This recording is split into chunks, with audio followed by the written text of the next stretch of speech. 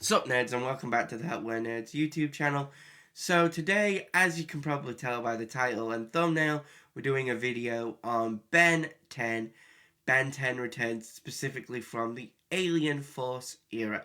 The reason why I've decided to do a video on Ben 10 anyway is because the other day I was playing D&D at my usual game that I do at a charity that I work for, and I made a reference while we were playing. I was like, oh, the eyes glow like Gwen in Ben 10. And then I tried to explain, because I wasn't sure everyone would get the reference.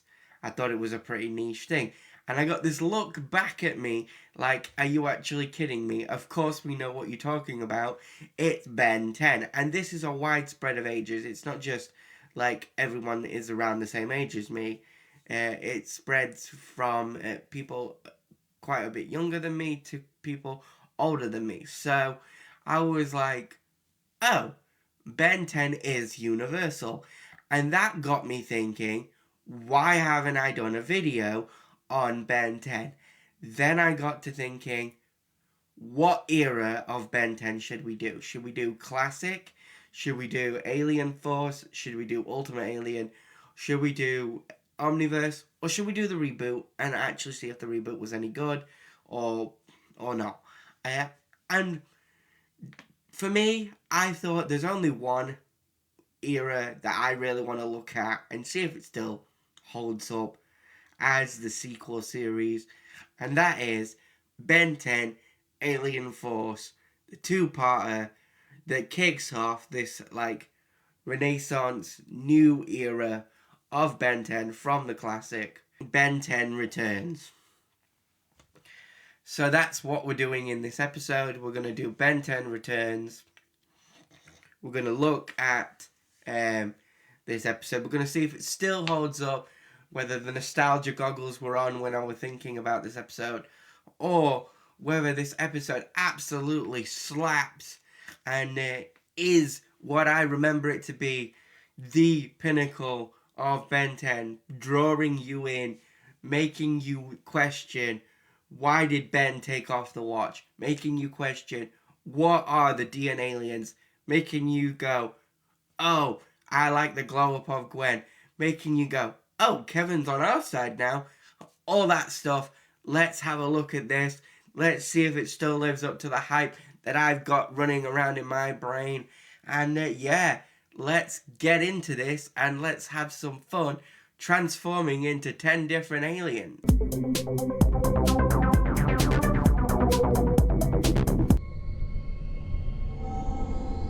You may speak to me, half-breed vermin. Gratitude, master. I love how it starts with the villains, like getting a first look at the DNA aliens, even though we don't know what they're called now yet, and immediately getting their ideology. Found the source of the leak. His name is Max Tennyson. And then seeing that Grandpa Max has already engrossed himself in all of this, and seeing that he's like all connected already, draws you in and makes you think that maybe Ben's already involved. But we'll find out more later. And then this opening is such a banger, but it doesn't beat the original in my opinion. Let me know in the comments what you guys think. Is this better than the original? Or does the original still hold the best, like the title of the best theme song? Because for me, it started when an alien device did what it did and stuck itself upon his wrist, the secrets that it hid, is still gonna be the all-time best Ben 10 opener of all time. Pass it to me! Pass it to me! I like how Ben's bullies, it looks like it's Ben's bullies seem to be on the opposite football team, like from the classic series.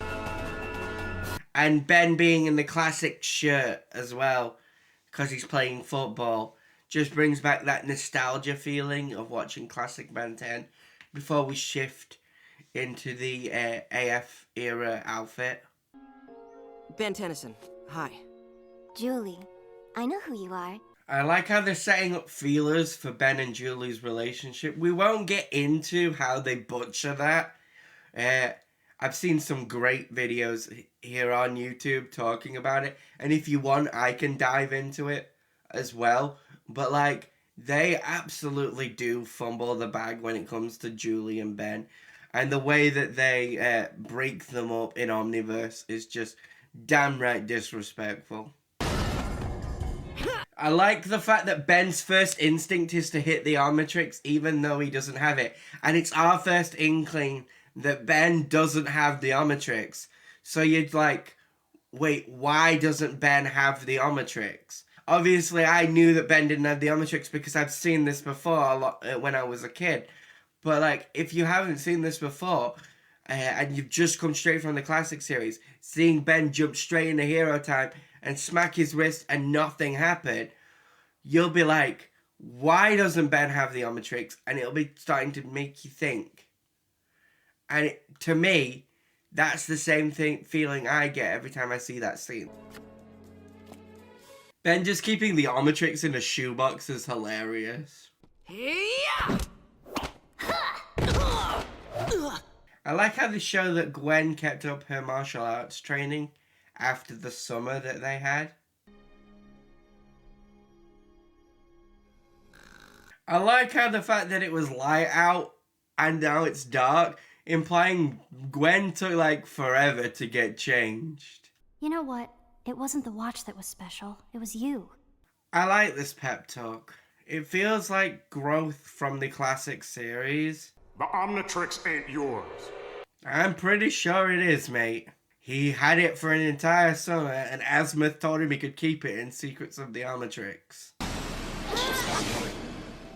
I love the fact that we see Gwen's evolution from the classic. You're the legendary Ben Tennyson? Guess so. I do like how he has like a legend to him, probably because of how many times he defeated Vilgax as a child. Are you sure? I do like Gwen checking, because once it's on, it won't come off. According to a tip from your grandfather. I do like the setup of this, being that Max disappeared, so they're looking for Max, and that's what leads them into the investigation Max was doing. The Forever Knights, a group of criminals. Yeah, Ben fought them a lot as a kid. He even defeated the Forever King, if I remember rightly. Why not? You said it was illegal. Ben with the sass there, that's quite funny. Those lances are level 5 technology. Planet Earth is only level 2. I do like when sci-fi gives us a tech level rating. Doctor Who does it as well. They just had giant suits of armor underneath their robes. What was the point in that? Ben! Watch! I do love that. That brings back some of the classic conversations between Gwen and Ben. Time for a reboot. See, I always thought it told them that it was recalibrating, but obviously not.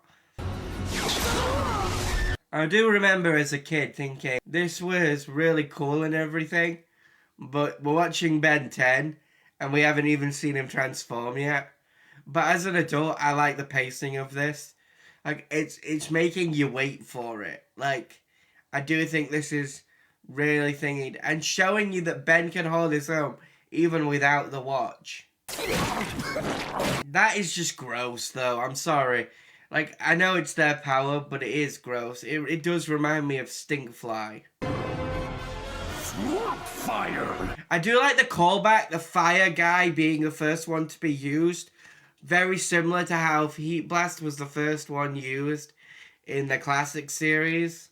But I think Swampfire is superior because it's a combination of Wildvine and Heat Blast. Since I can absorb anything, I've got more than enough power to take it. I do like Kevin's powers, although it gives me Absorbing Man from Marvel Comics.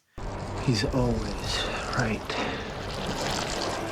I don't know, it's very lackluster. I do prefer it when he absorbs like alien DNA, or later on in like season 3 where he's covered in the materials. I wish he could use the mutant forms without going insane. And while we're on the subject of Kevin, I do prefer the UAF version of Kevin's origin story, where he's an Osmosian.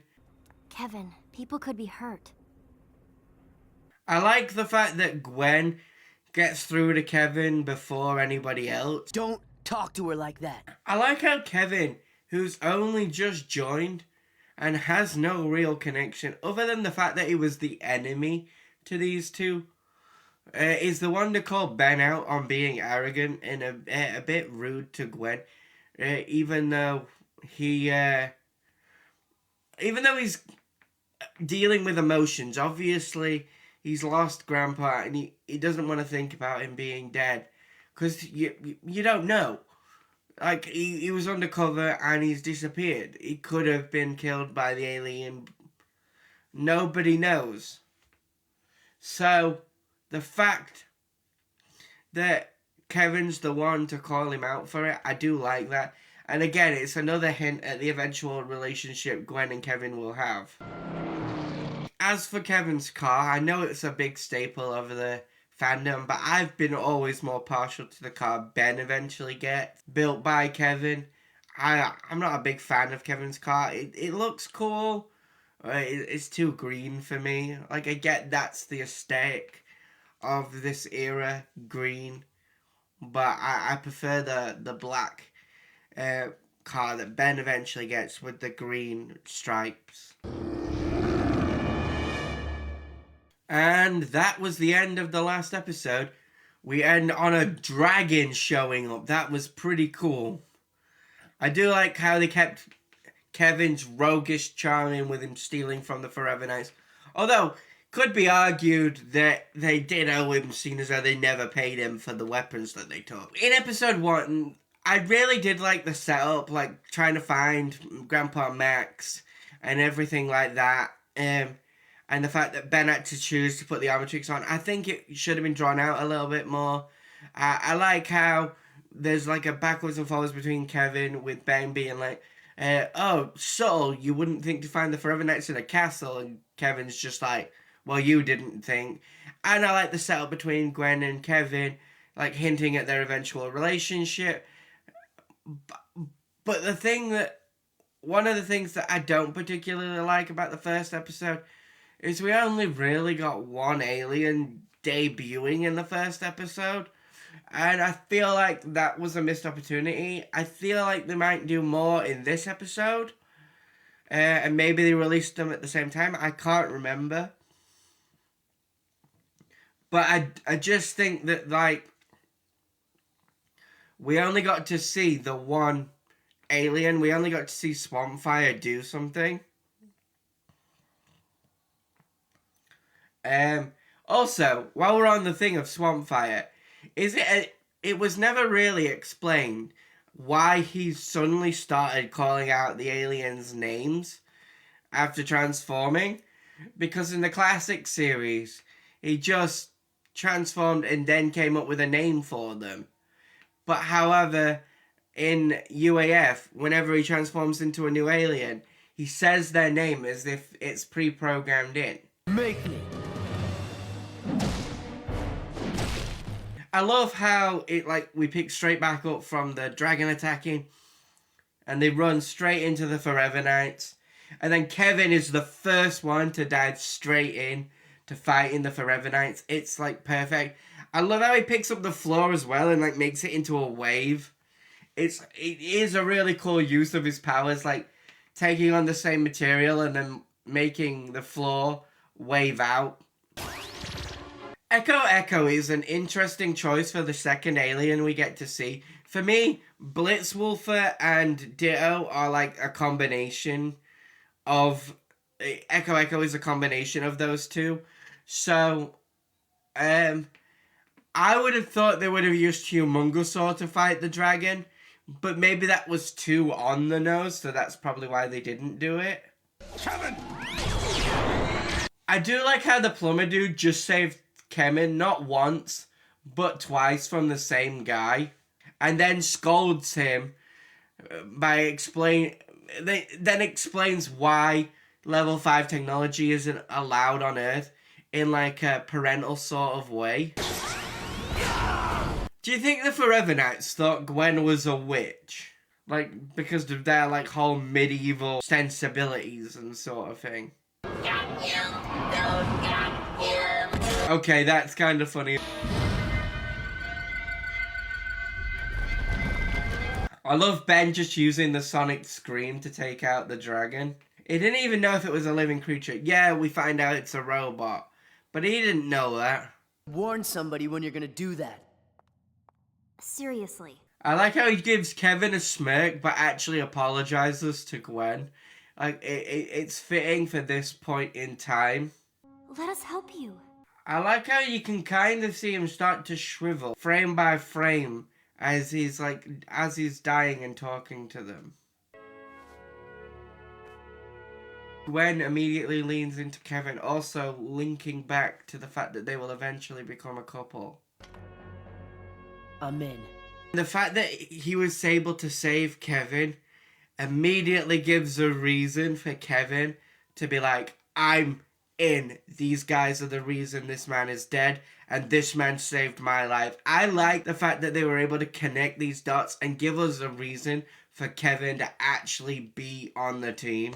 Thought I destroyed all of those things. I kept one as a souvenir. Lucky, huh? I like how Kevin's like, hey, it's lucky I kept one, and then Ben just gives him a look. I do. The dynamics that they are setting up is very clever, and I love the way that it's written. It's very clever. For a kid's cartoon, this show is very well written and very enjoyable, even as an adult. Like, I am enjoying watching this. How do I look? About the same. I do like that part of their dynamic. I owe you a call. None of them are talking, so I don't think Ben fully understands the go incognito part. I do like how powerful Gwen has become, and obviously she will get stronger throughout the series. But this is awesome. Grandpa was here, maybe a couple of weeks ago, but he's not here now. Does make you wonder though, why didn't Max trash this place while he had the chance? By the time I realized he had let go, I'd already been riding by myself for a long time. I like how Ben uses a past experience to tell them that we need to do this. It's a very clever way of showing the audience that it's time for them to do it on their own. Yes! And now we get Humungousaur. So I was right, they must have released this back to back, because this is where we're getting like the majority of our aliens. Cost me a major payday. The immediate look at Gwen when he said that was hilarious. I can't believe you just did that. That goop is really strong if it's able to like hold down Humungousaur's arm. They remind me of Daleks. That's what they've always reminded me of. Like the heads of the DNA aliens have always reminded me of, I think it was Dalek Khan when he became half Dalek, half human. Do not repeat myself to lower life forms. What are you doing on my ship? He says he doesn't repeat himself to lower life forms and then goes ahead and repeats himself. Make up your mind, mate. He's too strong. I'll hold him off. You guys get outside. Ben's threat assessment is decent. Even to say that he would be rusty because he's had the watch off. Hold still. Why would I do that? Yeah, why would he do that? You're in a fight. Why would he hold still for you to hit him? Oh, giving him the Loki treatment is just pure evil. I have to sterilize the area. Sterilize? Why do bad guys always monologue to the good guy? If you didn't tell him what you were going to do, he wouldn't know to stop you. Unless I stop him. You already tried that and failed. What are you gonna do now? I do like how when he grows, he gets spikes and like a barbed tail. But also, I think they forget about that in Omniverse, that Humungousaur can grow. I do like the interior design of the Highbreed ship. It is like a unique design, looking very like webby and hive-mindy. Okay, I know the plumbers are a thing, but my question is, how does nobody see this?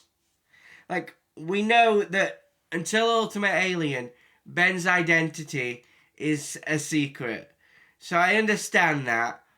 But how does no one in the world see the alien spacecraft nearly carving a hole through the hospital? You okay? Humungousaur skinned his knee, and it was still skinned when I turned back. Does that mean it didn't do that before? Like, is that a new feature? It's hero time. I do like the design of the new watch compared to the classic. Like, the classic watch will always hold a place in my heart, but I do prefer the Alien Force watch over the classic watch. I think it looks sleeker and a lot cooler in my opinion. I also like the holographic display rather than them just being silhouetted on the face of the watch. Ben 10 is back. I absolutely love the way that they set this up. I will jump back in with my thoughts in just 1 second. Okay, final thoughts. This two-part Ben 10 Returns is absolutely fantastic way to get you hyped to get back into Ben 10. I love the fact that we get this whole mystery, where is Max? I love that we see Gwen still keeping up her combat training. Kevin's got his seedy background still, and there's still that like distrust dynamic between him and Ben, while they're laying the seeds for some romance between him and Gwen. You can quite clearly see that if you look at like how Gwen and Kevin interact with each other.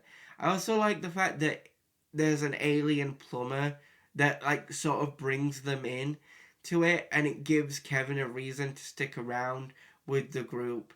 He like calls Kevin out for selling the tech. He saves Kevin's life multiple times to give Kevin a reason to want to avenge him specifically. He does a bunch. They do a bunch of stuff together. We get to see 3 of Ben's best aliens from Alien Force, in my opinion.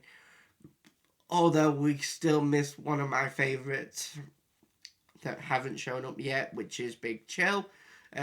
So let me know your favourite Alien Force alien down below.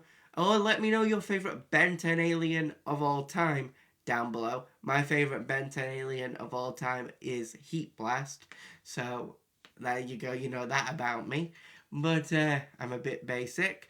But But with the rest of it, I absolutely love that we get some spotlights on Gwen's powers. I like Kevin's powers. Like I said, I do prefer it when he's like touching DNA and gaining powers that way. Or specifically when he's drawing his powers more when he's like the mutated version of himself covered in the elements from season 3. I preferred that version of his power set to what we get in the earlier seasons, because it's too much like Observing Man from Marvel Comics, and I'm not a big fan of how that power set really works, but that's just me. It works for what it is. I also, as I said, prefer the Osmosian backstory to the Sabantus backstory that we get later on in Omniverse and all that stuff. Let me know which backstory for Kevin you prefer in the comments as well. But overall, I do think that this was a solid introduction to Ben 10 if you've not watched it, because it does introduce you back into the world. It does introduce you back into the world if you watched Classic and want to catch up with Ben 10 in this new adventure. I also think it does a really good way of like getting you engaged with this new era of Ben 10. Now that's not to say there aren't some pitfalls. There are. I did sort of address that at the end of like my episode 1 thing. And that is they didn't tell us why Ben took off the watch at all. And I know Omniverse eventually does sort of explain that with its like two-way system of telling us what's going off in the future and what happened when Ben was 11.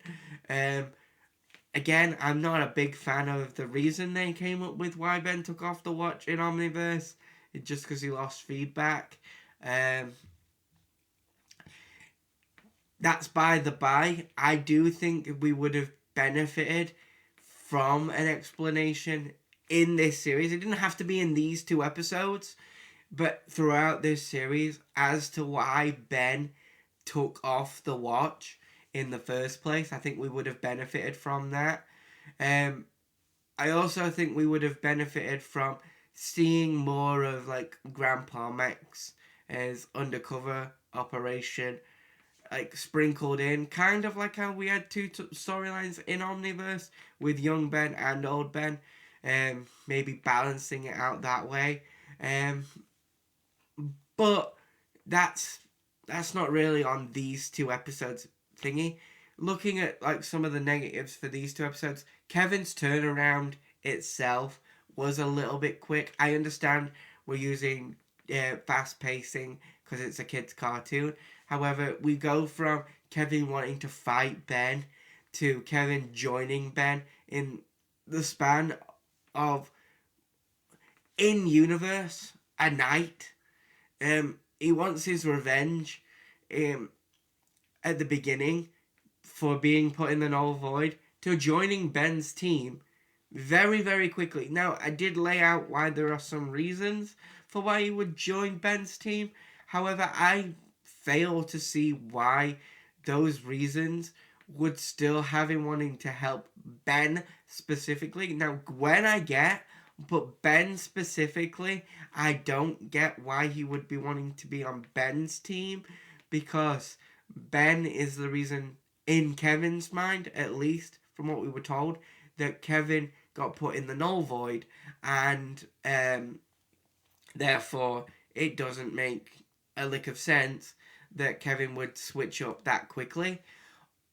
Also, there's the other parts of it with Grandpa Max's rust bucket being messed up and there being a DNA alien in there, and the plumber automatically assuming Ben stole the Omnitrix from the rust bucket, but then not investigating the fact that Ben fought off a DNA alien inside the rust bucket